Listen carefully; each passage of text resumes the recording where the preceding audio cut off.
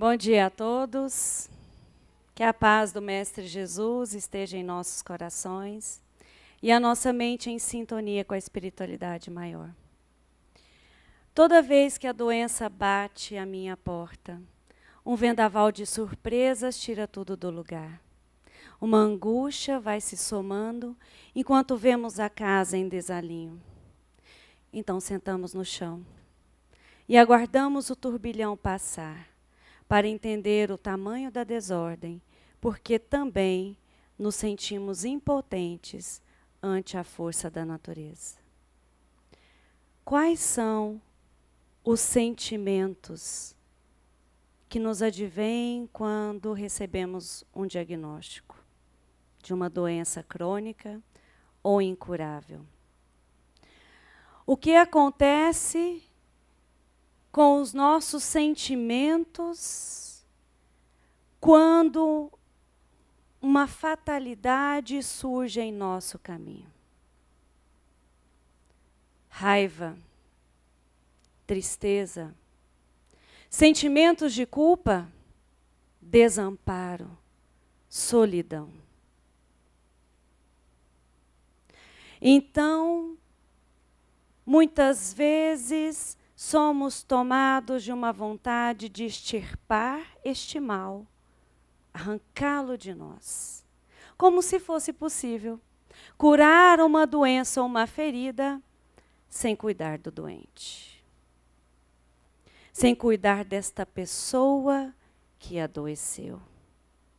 Então, os caminhos que nos levam para a cura podem passar por um caminho que vai exclusivamente na busca da cura deste mal, desta ferida, desta fatalidade, ou passar para o caminho da cura real, que é a cura do ser.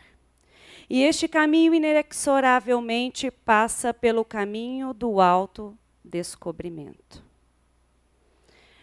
Quando desejamos a cura física sem maior aprofundamento do significado da doença, esta pode não atingir os seus objetivos. É o que está nesse livro Saúde, Trilha de Transformação.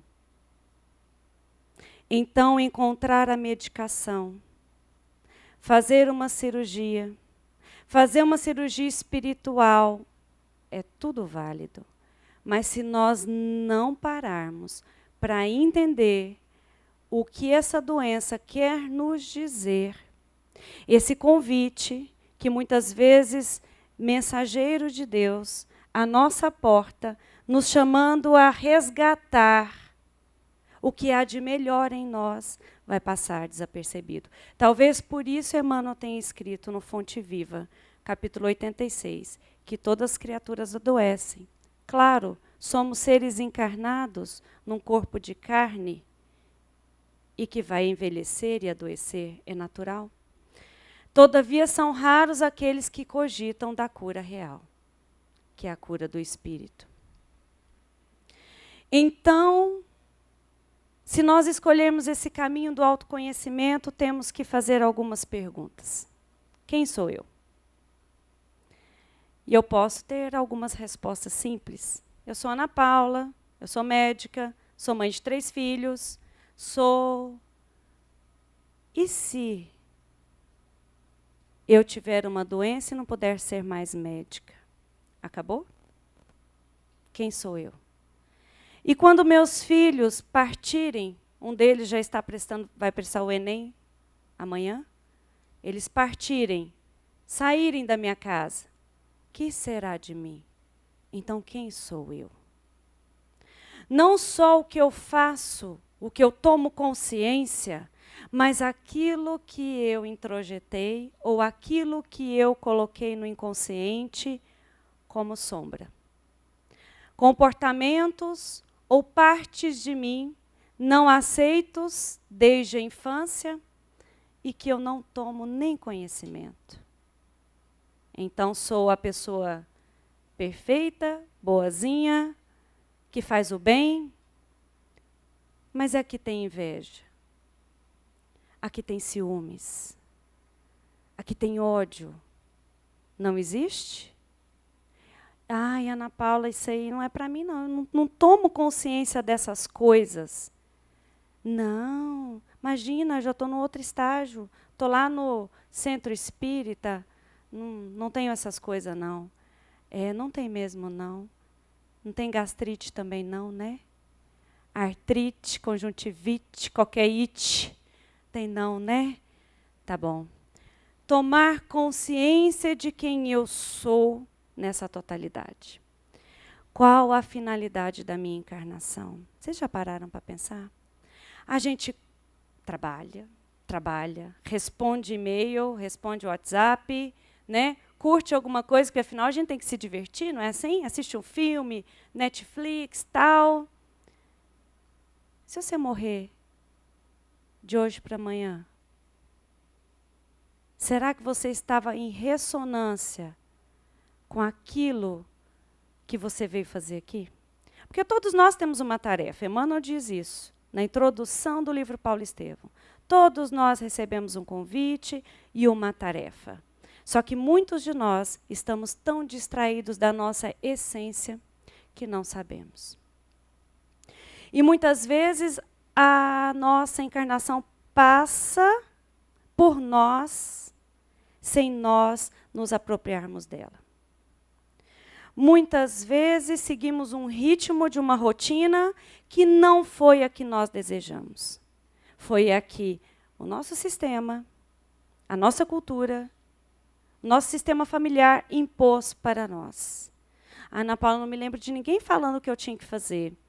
Você não lembra, não.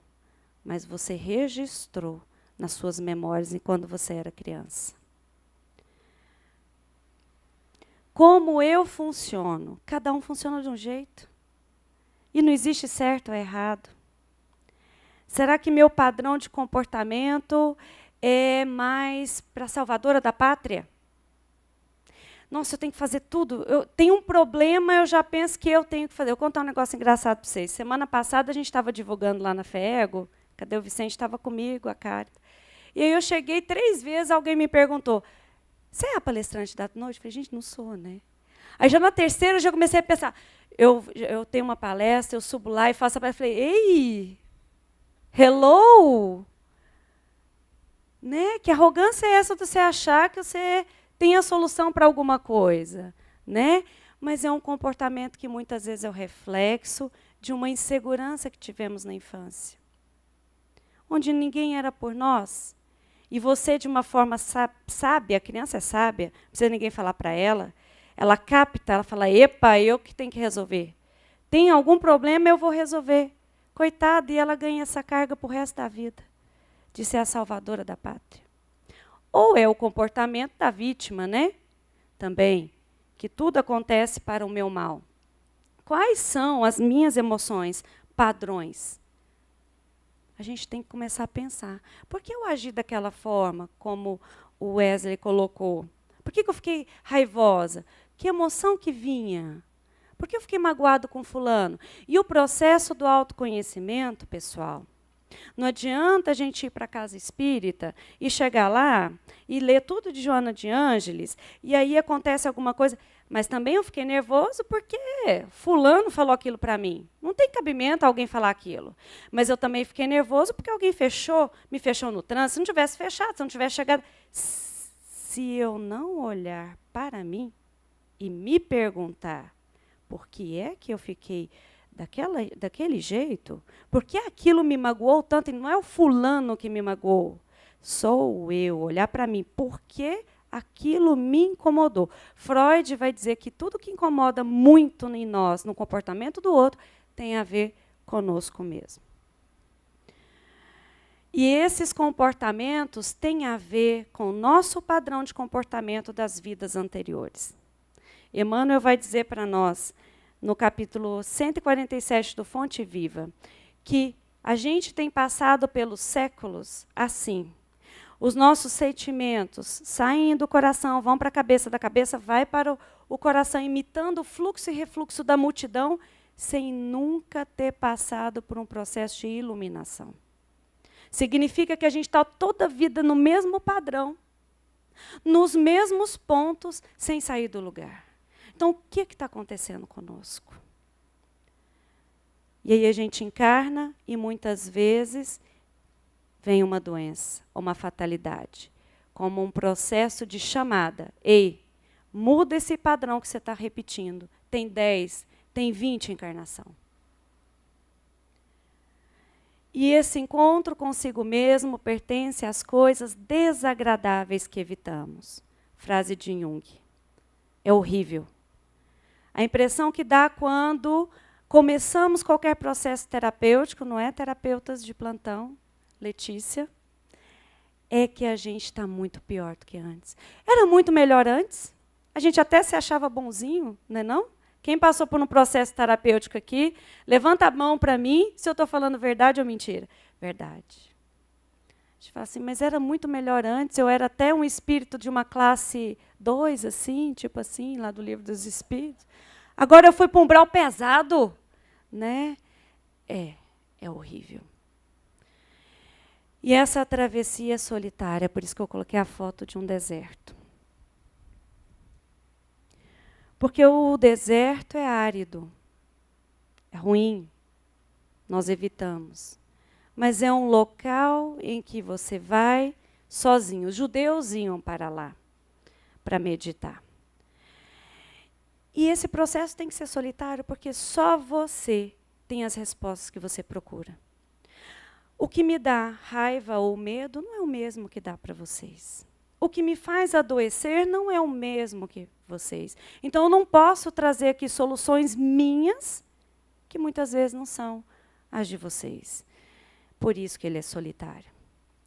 Ele tem que ser silencioso, porque nós, enquanto espíritos imortais que somos, filhos de Deus, trazemos as respostas de que necessitamos. E nós nos cutucamos o tempo todo. Não podemos ter distrações, precisamos ter silêncio para escutar os nossos verdadeiros anseios. O que a sua alma quer?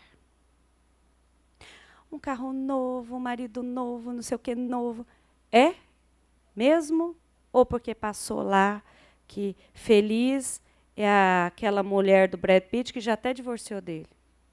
Bonitona e tal. Eu fico pensando nisso. Eu estava no Pilates e vi duas moças que disseram que ia fazer cirurgia para silicone. Não tenho nada contra, gente. Mas eu percebia nelas a angústia que elas estavam. Elas não estavam felizes. E eu fiquei pensando comigo, de mim para mim mesma. Porque depois a gente faz terapia, a gente fica louca assim mesmo, viu, gente? É normal. Eu fiquei pensando assim, gente, para quem elas estão pondo? Será que são para elas? Se for, ok, seja feliz. Mas muitas vezes não é. A gente entra numa onda. Porque é assim, tem que ser assim, porque fulano falou, porque é na televisão e aquilo ali, ó, e a gente nem para pensar se é isso mesmo que a gente quer. Tem que ser solitário porque é o momento de você resgatar a sua essência divina, o seu encontro com Deus. Ele é pessoal, intransferível, é seu, é o seu momento. Jesus nos disse isso no capítulo 27 do Boa Nova. Na soledade do horto, João fica tão magoado de ter dormido justo na hora que o mestre precisava dele. E ele fica magoado consigo mesmo, e Jesus fala para ele que aquela passagem da solidão no horto seria um grande exemplo para nós, que essa travessia ela seria solitária. Olha o que ele coloca. Cada espírito na terra tem que ascender sozinho ao calvário da sua redenção. Muitas vezes com a despreocupação dos entes mais amados do mundo. E aí ele já desperta o nosso olhar. Para que, por mais que nos amem os nossos companheiros de jornada, a jornada é nossa. A experiência é nossa. Eu vejo isso nos pacientes com doença crônica. Recebem diagnóstico de lúpus, artrite idiopática juvenil, crianças. Doutor, eu quero falar... O que eu falo para as pessoas? Falei, fala que ela tem uma doença e que ela está bem. Porque o que eles escutam e eles me contam, nossa, doutora, chegou alguém e falou que tinha igualzinho e morreu. Que tinha igualzinho. É só tragédia. E vi numa inconformação. Quem passa é que fica preparado. É que está preparado para passar. Então, as pessoas em volta parecem pessoas frias e que não conseguem entender o que você está passando, mas não conseguem mesmo. Porque essa travessia é sua, é nossa, é individual. Eu queria deixar isso aqui muito claro, que doença não é castigo. Claro, Ana Paula, nós somos espíritas, a gente sabe da lei de ação e reação. Ah, é? E muitas vezes chega na casa espírita a pessoa e você fala assim, está com problema no útero, né? Deve ter abortado. É assim, gente? Cuidado. Porque a gente está trabalhando sem perceber, a gente é espírita. O Vicente falou do pastor espírita, né? Mas nós somos espíritas medievais, talvez, de vez em quando. Né? Que a gente volta. Na época medieval, a doença era o atestado de culpa de algum pecado seu. Você pecou, por isso você está doente. E a gente, sem querer, acaba fazendo isso. Cuidado. Doença não é castigo. E muitas vezes o sentimento de quem adoece sobretudo quem às vezes fica com câncer, né? Poxa, mas eu era espírita, eu entregava cesta, fazia tudo direitinho. Como assim? Doença não é castigo. Na verdade, ela é um grande presente de Deus, na maioria das vezes, que a gente não sabe compreender. Mas se a gente souber compreender, ela é uma grande ponte que vai nos elevar até Ele. E só para ilustrar, eu trouxe a história de Jó, que está na Bíblia. Jó era o amado por Deus. Gente, é claro que é uma crônica, né? Eu entendo que esse livro da Bíblia é uma crônica. Então, está no relato de Jó, do livro Jó, que teve uma reunião, Deus com seus emissários, inclusive o diabo estava lá. E aí ele estava exibindo Jó, Deus. Veja bem se Deus vai exibir alguém, mas está lá. Veja como ele é o meu servo, ele é o meu mais querido servo. Então o diabo falou, é lógico, você o protege. Né? Tudo de bom que acontece na vida dele, tira a riqueza material dele. Falou, eu vou tirar, e eu vou te provar que ele vai continuar um servo fiel. Deus tirou, Jó, aquela paciência, aquela devoção, continuou. Ah, você tirou a riqueza, mas você tem que tirar o que mais dói na alma dele, os filhos. Pois aconteceu uma tragédia, os filhos tudo morreu, ficou só ele e a esposa. Pobre, ele e a esposa. Ficou firme. Aí falou, mas você não danificou os ossos e a carne dele. Aí Deus falou assim, você quer? Então toma de conta. Pode ir, porque eu tenho certeza que ele vai ser fiel. Ele tomou do osso e da carne, ele teve lepra, com pústulas, e depois de 7 dias raspando aquelas pústulas, ele afundou. Ele afundou, que aqui, para vocês não acharem que eu estou enlouquecida, está escrito aqui. Apenas me deito e me pergunto, quando irei levantar-me? Ele entra numa depressão profunda e numa revolta. Perdi a esperança e não quero mais viver. E foi quando ele adoeceu.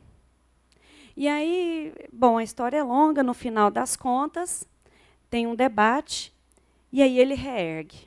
Depois desse abismo, ele reergue e fala assim, agora, Deus, eu te conhecia, por ouvir dizer, mas agora vejo-te com os meus próprios olhos. Para o judaísmo, ver com os próprios olhos é o encontro íntimo com Deus. É encontrar Deus face a face. Então, é o reencontro com Deus. Então, depois que ele adoeceu, que ele afundou, que ele deprimiu, que ele levantou e falou, agora eu conheço Deus. Então, como é que podemos dizer que é castigo ou abandono? De forma alguma. Emmanuel vai dizer assim, mentira, André Luiz, entre a terra e o céu. A dor é grande e abençoado remédio. Depois de Deus, é a única força capaz de alterar o rumo de nossos pensamentos, compelindo-nos a modificações. Então, aquele fluxo e refluxo dos pensamentos, nós estamos, tem 20 encarnação, a doença é capaz de fazer isso. E muitas vezes vem uma depressão. Eu queria comentar um pouquinho. Isso aqui é frase de Joana de Ângeles no livro Espelhos da Alma. Um estado de profunda angústia pode preceder a cura, razão pela qual uma ou outra ocorrência depressiva torna-se inevitável.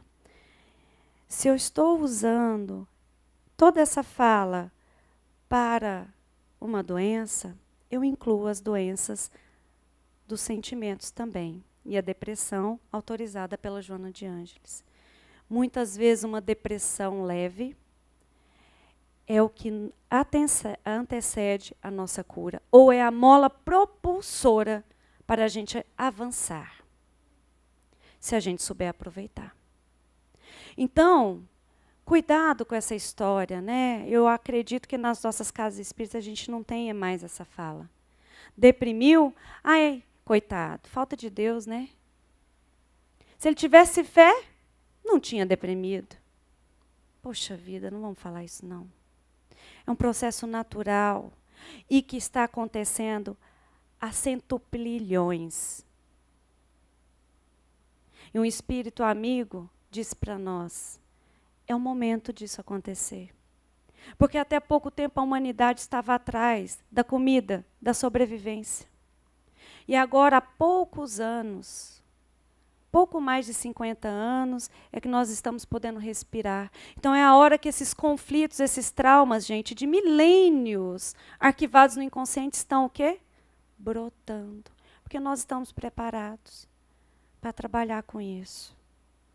Então vamos acolher também esses momentos difíceis. Há momentos de profunda exaustão em nossas reservas mais íntimas, Emmanuel falando.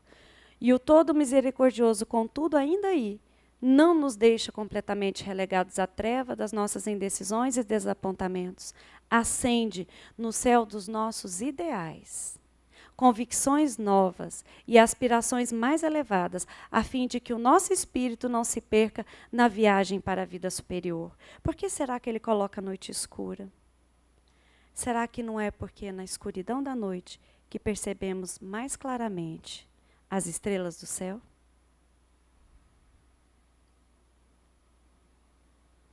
Por que eu adoeci? É uma pergunta que temos que fazer. Ou por que isso está acontecendo comigo? Seja uma tragédia emocional. Tudo que a gente passa no exterior tem a ver conosco. Ainda mais se ela se repete. Se é uma situação que se repete com frequência. Emmanuel vai nos ensinar, no livro Pensamento e Vida, que duas são as causas das nossas doenças. No passado, origem no passado, dos nossos delitos do passado, e elas vêm como oportunidade de resgate, mas que a maioria das vezes, as nossas doenças são reflexos das nossas emoções desequilibradas desta vida. Desta vida. E aí ele faz uma pergunta, ele faz uma frase assim chamativa para nós. Comprimida ajuda. A injeção melhora. Entretanto, nunca te esqueças de que os verdadeiros males procedem do coração. Então a gente pode tomar o remedinho. Não é? Claro, precisamos ir atrás do remedinho. Nós precisamos olhar para aqui dentro. Como é que estão essas emoções? Tem um caso no livro Missionários da Luz, que eu gostaria eu acho que é um caso que retrata bem como essa emoção afeta o nosso corpo físico e pode nos causar doença. É a história do Antônio. Estava lá no plano espiritual, Alexandre, chega uma senhorinha e pede arrego para ele. Olha, me ajuda, porque o meu filho... Era um senhor de 70 anos, o filho dela. Ele estava para desencarnar. Só que ele estava desencarnando antes da hora, precisava de pelo menos mais uns 2 meses, ela pedia, para organizar as coisas, deixar tudo preparado. E olha o que ela fala. Antônio vive no círculo de pensamentos muito desregrados, apesar do bom coração. Ele era um homem bom, mas aqueles pensamentos assim, ó, que não para? Alguma semelhança é mera coincidência, tá, pessoal? Aqueles pensamentos assim atordoantes que vão e vêm, preocupação. Aí ela fala, hoje ele trouxe tanta preocupação para o repouso, descabida, tanta angústia desnecessária, que as suas criações mentais se transformaram em verdadeiras torturas. Sabe o que ia acontecer? Ele ia ter um AVC. Gente, isso é muito sério. Aquele pensamento ali, ó, aquela preocupação, aquela coisa, né? A artéria que já estava lá não mais tão jovem, 70 anos, ele ia fazer um trombo ali e ele ia fazer um AVC. E ela pede socorro para o Alexandre. E aí eles chamam uma pessoa encarnada em desdobramento, fazem todo um passe, desobstruem a artéria. E ele tem essa nova chance. Mas aí o Alexandre fala, mas você então, por favor, fica lá do lado dele e previne ele, faz ele mudar essa atitude. Quanto ao cuidado que deverá manter consigo, mesmo no terreno das preocupações excessivas, mormente à noite. Então, pessoal, isso serve para nós. De noite não é hora de assistir jornal, não. Tem gente que assiste um jornal, entra no outro, acho que é para decorar a notícia, né? Porque a notícia é a mesma, não mudou. Não é para fazer isso de noite. Não, eu vou assistir um filme de suspense. Um de terror. Vou pensar nas contas. Não vai adiantar você pensar nas contas à noite. Então é um momento de você pegar um bom livro, de você fazer uma prece, uma meditação. Está difícil? Põe uma palestra do Divaldo, do Haroldo, do Marlon Requidal. Põe alguma coisa boa para você se acalmar. Se estás doente, meu amigo, acima de qualquer medicação, aprende a orar e a entender. Entender o quê? Tudo, né? Entender nós, para eu entender o outro, para eu entender a vida. A auxiliar, fazer algum trabalho em benefício de alguém, mas a preparar o coração para a grande mudança. Então, essa doença, ela é momento de mudança. É um convite. E o que a doença quer me falar?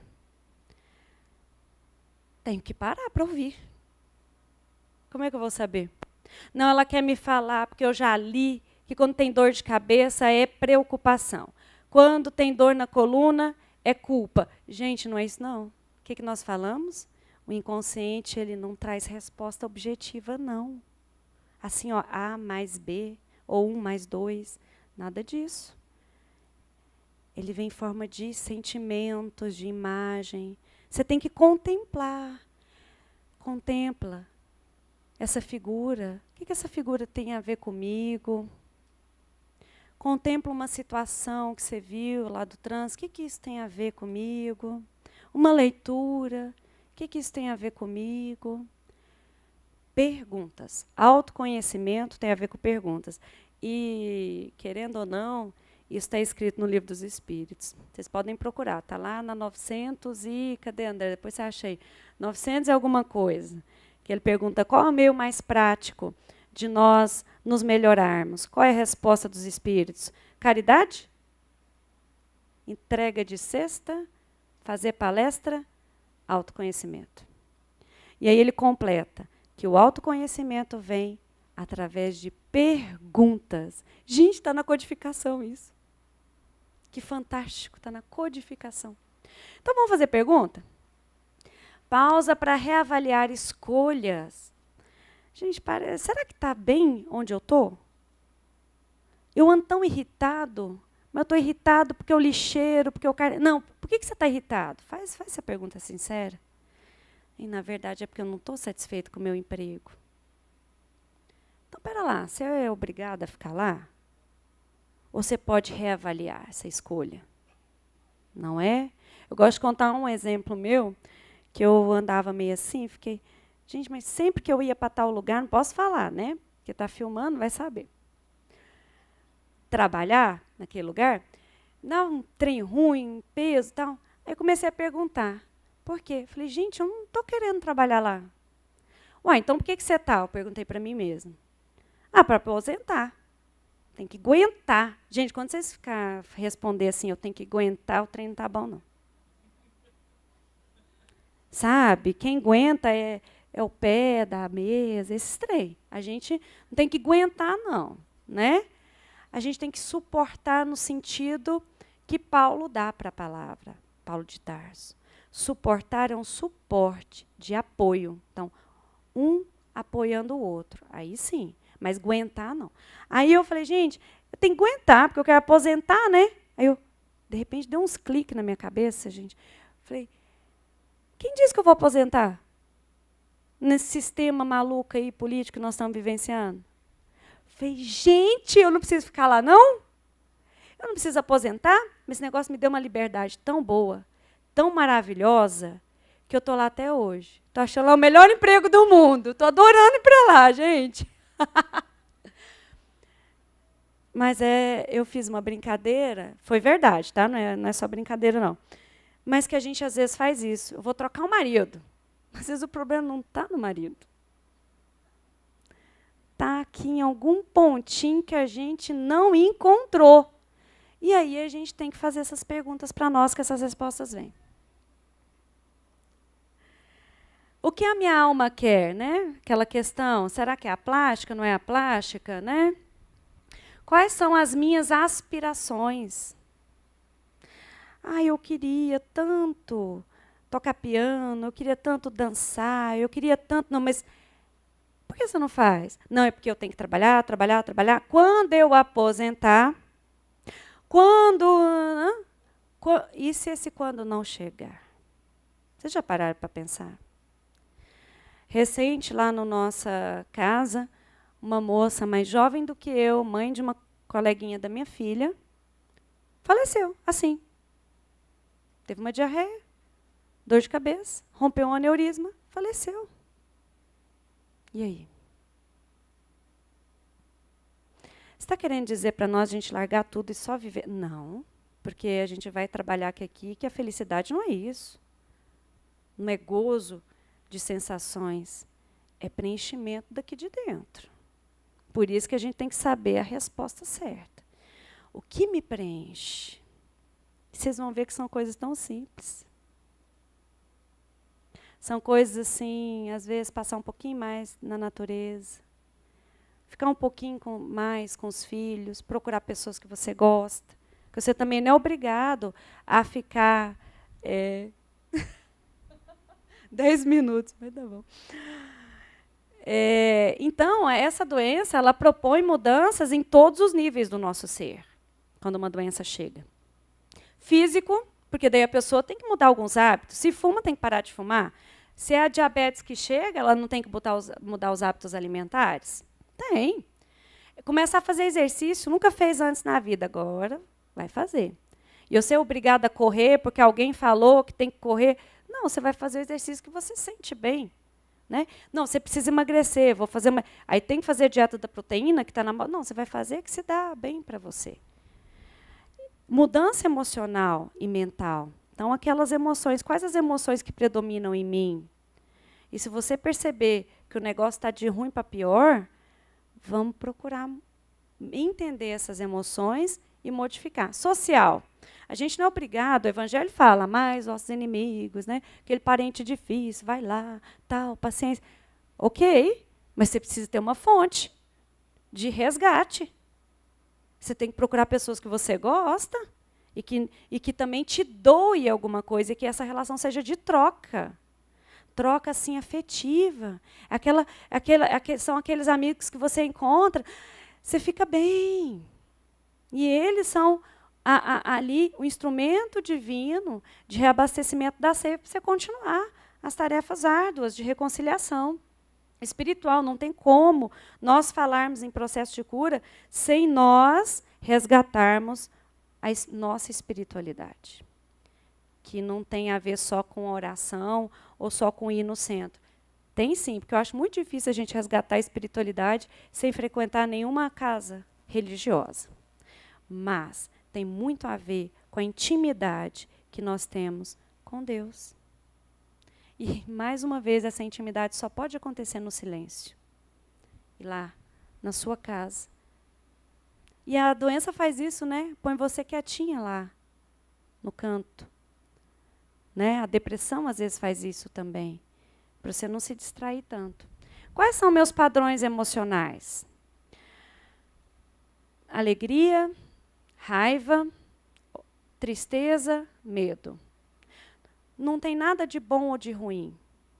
Quem estava no Curar Ser, a gente trabalhou isso bastante lá. Né? Então, a raiva. Vou comentar um pouquinho da raiva, porque o nosso tempo já está indo embora. Então, raiva. É ruim? Não posso sentir raiva? Aquela pessoa, tudo bem, tudo bem. Meu Deus, ela está se machucando tanto, porque para ela ser tudo bem, tudo bem, tudo bem, depois ali ela está se machucando. Então, é uma energia de movimento. Ela pode ser boa também. Ela precisa agir. O medo, por exemplo, é uma energia de preservação. Já pensou se a gente é destemido? Você não vai ter prudência, né, de se expor tanto, prudência no falar. Então, a tristeza é esse momento que põe você quietinho lá. É a única energia que faz você ficar quietinho e olhar para dentro de si, é a tristeza. E a gente está num modismo que a gente não pode ter tristeza, né? Não pode. Morre alguém? Não, que isso? Você não é espírita? Luto pode durar até 3 anos, isso é absolutamente normal. A pessoa adoeceu? Que isso? Cadê sua esperança? Cadê sua fé em Deus? Meu Deus, deixa a pessoa entrar nesse processo de reflexão e ela não vai fazer isso alegre, não. Ela tem que estar com uma certa tristeza para ela fazer isso. A pessoa pegou um diagnóstico, metástase. Estou com um caso desse na minha família. Ninguém conta para a pessoa, ninguém fala. Meu Deus, a coisa que a pessoa mais quer nesse momento é poder falar, gente, eu estou triste, porque eu estou perto de morrer, eu estou com medo. Gente, tem que poder deixar a pessoa falar, então deixa a pessoa chorar, deixa a pessoa desabafar, né? Não sei se vai dar tempo, vamos tentar aqui, né? Aí a raiva surgiu, né, gente? A gente é espírita, a gente não tem raiva, mas aí o que eu faço? Eu engulo a raiva ou eu ponho para quebrar? Nem uma coisa nem outra, né? Mas acumular raiva também pode levar a muitos outros problemas, como depressão, isso aqui é Joana de Ângeles falando, somatização, câncer, por exemplo, ressentimento, doraiada por tudo quanto é lugar do corpo, ansiedade, hipertensão, taquicardia, gastrite, comer demais, né? Está comendo, a pessoa está comendo, está com fome, não, é raiva mesmo. É raiva. Será que a pessoa está fazendo isso porque está consciente? Claro que não, né, gente? Isso aqui é tudo inconsciente. E como é que eu lido com a raiva? Primeiro, eu tenho que reconhecer que eu estou com raiva. Realmente, eu fiquei com raiva naquela hora. E sem julgar, não é para falar assim, ai, que vergonha. Não, gente, nós estamos ainda no planeta de prova e expiação, está tudo tranquilo. A gente sente raiva mesmo. É sinal que algo não está bem dentro de mim, então não é o outro. Vamos ver o que não está bem em mim? É porque também meu filho não para quieto, por isso que eu fico nervoso. Mas será que não é porque você não está bem? Porque lá no emprego você teve que botar tanta máscara que você é o melhor funcionário, que não responde o patrão, ele te humilha, está tudo bem, e você esqueceu que aquilo era só máscara? E achou que você era daquele jeito mesmo? Chega em casa, qualquer coisa te irrita. Eu quero mudar. O que eu quero mudar? Porque a raiva é uma energia de mudança. Às vezes é uma energia que vem para o bem, que você tem que tomar uma atitude e mudar. Então, tá lá. Fechada no trânsito. Fechou. Por que sentir raiva? Né? Veja por outro ângulo. Ao invés de você ficar pensando, tá vendo? Só porque eu estou atrasado, o cara me fecha, não sei quem buzina, não sabe dirigir. Pergunta primeiro, por que você está com raiva? Não, é porque eu sou o dono da cocada preta, né? Eu saía mais atrasada e ainda queria chegar cedo. Veja por outro lado, você já pensou se a pessoa que te fechou está com um problema gravíssimo, está precisando ir correndo no banheiro, está com piripaque? Né? Observe os fatos e não as pessoas, mude o pensamento. Na hora que vem aquele pensamento, passa para outro, porque a gente não consegue parar de pensar. E se você ainda sente raiva, vê que sentimento está por trás. Será que é uma baixa autoestima? Será que é um orgulho ferido? Porque você organizou que tinha que ser daquele jeito na sua vida e deu tudo errado? Muitas vezes a gente é infeliz por isso, sabia? Porque a gente planejou que para ser feliz é o seguinte, a gente tem que ser igual a Angelina Jolie, linda, maravilhosa, ser super rica, dar tudo certo na profissão, ser a top de linha, ainda ter um marido tipo o Brad Pitt, né? E, que mais? Filhos que não dão um pingo de trabalho. Quando qualquer um desses esquemas fura, você é infeliz. Reavalie o seu esquema. Vou pular da fila do banco, sempre, né? Sempre eu pulo. Por exemplo, você está lá no casamento, isso aqui a gente deu esse exemplo no Curar Ser. E o marido está traindo. Aí você, não, eu sou espírita. Gente, eu tenho que suportar, porque senão, na outra vida vem de novo contraste. Então é só nessa. Não é verdade? Passando de linha. Aí você adoece de câncer, de um monte de coisa. E essa raiva, ela precisa ser vivida. Porque essa raiva que vai fazer você falar assim, epa, chega. Não suporto isso aqui, não. Limite. Então, a raiva, muitas vezes, ela precisa vir para nós colocarmos limites, sabermos dizer não. E o limite, ele é individual. Ele é individual. Se Chico Xavier suportou tantas coisas, a gente não é o Chico, a gente tem que entender isso. Tem que ir devagarzinho, sempre com essa proposta de melhoria, mas tem que respeitar o nosso limite. Então, é claro que quando a raiva vem, eu vou adiar decisões, eu vou pensar primeiro por que eu senti raiva, para saber se aquilo é meu ou não, e se de tudo não der muito certo, eu ainda vou para a terapia, meditação e prece.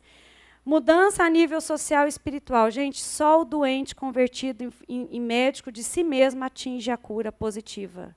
Não adianta você ir lá, aliás, adianta, desculpa. Você quer ir lá no Paulo Neto, que está aqui em Goiânia essa semana? Vai. Mas tem que buscar todo esse processo que nós estamos falando. Senão não vai ter resolvido de nada. Senão o convite que Deus mandou para você através da doença, ele vai voltar no correio, endereço desconhecido. Desse jeito. E é o mesmo vale para os antidepressivos sem o processo terapêutico. Porque é claro que na maioria das vezes a gente precisa do processo terapêutico. Gente, isso aqui eu não posso deixar de falar. André Luiz está lá no nosso lar, né? Aí ele está lá, recebeu os cuidados dos Lísias, né? Elísias, mas...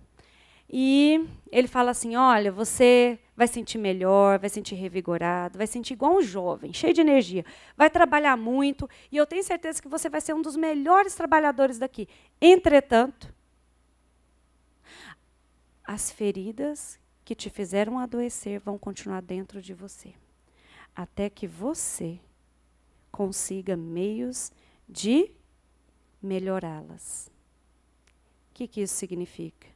Que é somente ele, que toda medicina honesta é serviço de amor, atividade de socorro justo, mas o trabalho de cura é do Espírito. Então, era o André Luiz que ia ter que, depois, mais tarde, curar aquilo ali. Tudo que fez desencadear ele ter o câncer. E aí, interessante que vem o Clarence e fala, e aí, meu filho, como é que você está? Você está melhorzinho depois dos passos, né? Ele, pois é, e começou aquela reclamação, né? Nossa, o povo me chama de suicida, e eu era médico, e agora eu estou aqui desse... Aí ele olhou para ele e falou assim, olha, você quer realmente se curar? Então aprende uma coisa, lamentação denota enfermidade da alma, e enfermidade de curso laborioso. Laborioso. Enxergar sofrimento onde a luta edificante denota a cegueira da alma. Então, nós estamos aqui, para o que der e vier, mais ou menos ele fala assim, né? Mas aqui, dor significa possibilidade de enriquecer a alma. A luta constitui caminho para a divina realização. Então, para a gente terminar, né, que muitas vezes também a doença ela vem para curar as chagas do espírito, deixa eu ir lá para frente. O que a doença quer me ensinar é mudar esse olhar. Estou indo, viu, Vitor? É só para a gente poder encerrar aqui. Ó. A gente tem que aprender a se amar. E aprender a se amar não é assim, pintar o cabelo, pintar a unha, não. É não se criticar. Então, a gente fez alguma coisa errada, a gente, poxa, tudo bem errar. Depois eu repito, para quem está começando, para quem está nesse mundo, está tudo bem. Não se assustar com as coisas, né? Calma, espera ver. Às vezes alguém te deu uma notícia, nem era daquele jeito. Relaxar, meditar, mentalizações positivas, porque a mentalização ela muda seu padrão mental. E Emmanuel vai dizer para a gente desapegar dos bens transitórios, para a gente estudar, meditar, buscar a simpatia das pessoas através da prática do amor fraterno, para a gente servir sempre. Cadê? Eu quero ir lá para o finalzinho. Eu vou ler a frase do Fernando Pessoa, o poema, porque eu acho que tem tudo a ver conosco. Posso ter defeitos, viver ansioso e ficar irritado algumas vezes, mas não esqueço de que minha vida é a maior empresa do mundo e que posso evitar que ela vá à falência. Ser feliz é reconhecer que vale a pena viver. Apesar de todos os desafios, incompreensões e períodos de crise, ser feliz é deixar de ser vítima dos problemas e se tornar um autor da própria história. É atravessar desertos fora de si, mas ser capaz de encontrar um oásis no recôndito da sua alma. É agradecer a Deus a cada manhã pelo milagre da vida. Ser feliz é não ter medo dos próprios sentimentos, é saber falar de si mesmo, é ter coragem para ouvir um não, é ter segurança para receber uma crítica, mesmo que injusta. Pedras no caminho, guardo todas. Um dia vou construir um castelo. Muito obrigada.